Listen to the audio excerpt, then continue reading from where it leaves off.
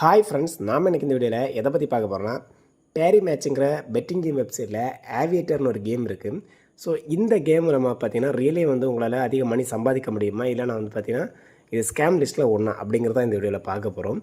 So பேரி மேட்ச்சில் இது ஒரு பிரபலமான கேம்.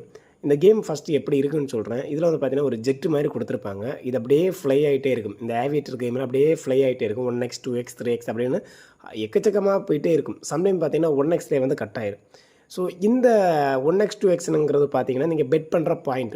நீங்கள் ஒரு 10 ரூபா பார்த்தீங்கன்னா பெட் பண்ணுறீங்கன்னா ஒரு 1.5ன்னு ஒரு லிமிட் வச்சுருக்கீங்கன்னா அந்த 1.5 தாண்டி அந்த ஜெட்டு போச்சுன்னா அதில் உங்களுக்கு காசு எவ்வளோ பர்சன்டேஜ் இருக்கோ அது கிடைக்கும்.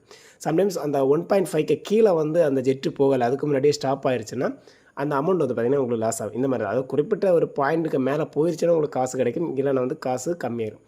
ஸோ இதன் மூலமாக இதில் பெட் பண்ணி அதிகமாக சம்பாதிக்கிற மாதிரி ஏற்கனவே நானும் ஒரு வீடியோ போட்டிருந்தேன். ஏன்னா நான் சாம்பிளுக்கு ட்ரை பண்ணேன், அதில் காசு ஜெயிச்சிட்டேன். அடுத்தப்பறம் கட் பண்ணிவிட்டு உங்களுக்கு வீடியோ போட்டிருந்தேன்.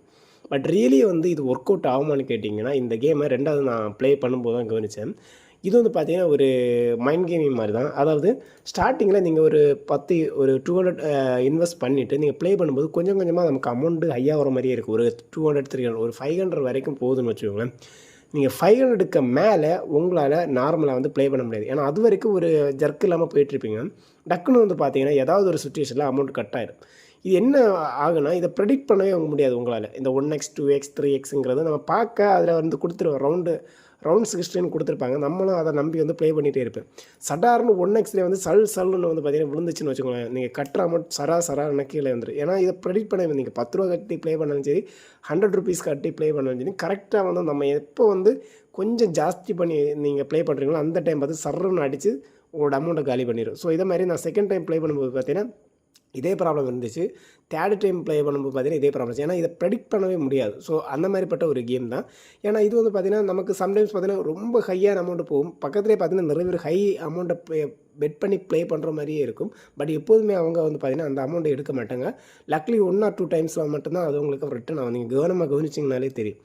ஸோ இந்த மாதிரி நிறைய ஒரு ஜர்க்கான ஒரு கேம் தான். ஸோ இதை ப்ளே பண்ணும்போது ரொம்ப கேர்ஃபுல்லாக ப்ளே பண்ணணும். நீங்கள் சின்ன அமௌண்ட் ஒரு 500 பக்கத்தில் நீங்கள் ஒரு 200 பே பண்ணி நீங்கள் 500 பக்கத்தில் வந்தாலே மேக்ஸிமம் வித்ட்ரால் பண்ண பாருங்கள். நான் சின்ன அமௌண்ட்டை கட்டி ப்ளே பண்ணுறவங்களுக்கு மட்டும்தான் இந்த ஒரு ஐடியாவை சொல்கிறேன்.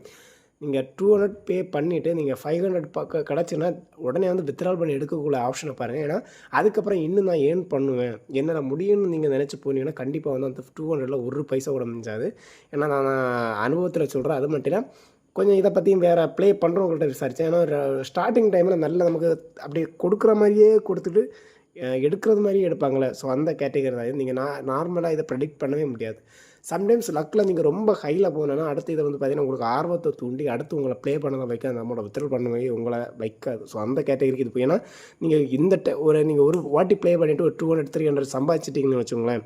அடுத்து உங்களுக்கு அதை ப்ளே பண்ணி எப்படியாவது அதில் சம்பாதிக்கணும்னு தோணும். பட் அதனால தான் நீங்கள் மறுபடியும் டிகிரேட் ஆகி அந்த அமௌண்ட்டை விட்டுட்டு வெளியில் வந்துடுவீங்க. நான் சின்ன அமௌண்ட்டு பே பண்ணி ப்ளே பண்ணுறவங்களுக்கு சொல்கிறேன். மற்றவங்க எப்படிப்பட்டவங்கன்னு தெரியாது. ஸோ எந்த மாதிரி ப்ளே பண்ணுறாங்க, எந்த மாதிரி அமௌண்ட் இன்வெஸ்ட் பண்ணுறாங்கன்னு தெரியாது. ஸோ தயவுசெய்து இந்த கேமுக்கு மட்டும் நீங்கள் ப்ளே பண்ண போகிறதா இருந்தால் பார்த்து கேர்ஃபுல்லாக பண்ணுங்கள். அப்படி சின்ன அமௌண்ட் கிடச்சா உடனே வித்ட்ரால் பண்ணி எடுத்துக்கோங்க. அதுக்கு மேலே நீங்கள் ட்ரை பண்ண போனீங்கன்னா நீங்கள் போடுற காசு உங்களுக்கு கிடைக்காது. ஏன்னா இது ப்ரெடிக்ட் பண்ண முடியாத கேம். சம்டைம்ஸ் பார்த்தீங்கன்னா 100xக்கு மேலே தாண்டி போகிற மாதிரி இருக்குது. 20x 20x 30xன்னு போகிற மாதிரியே இருக்கும்.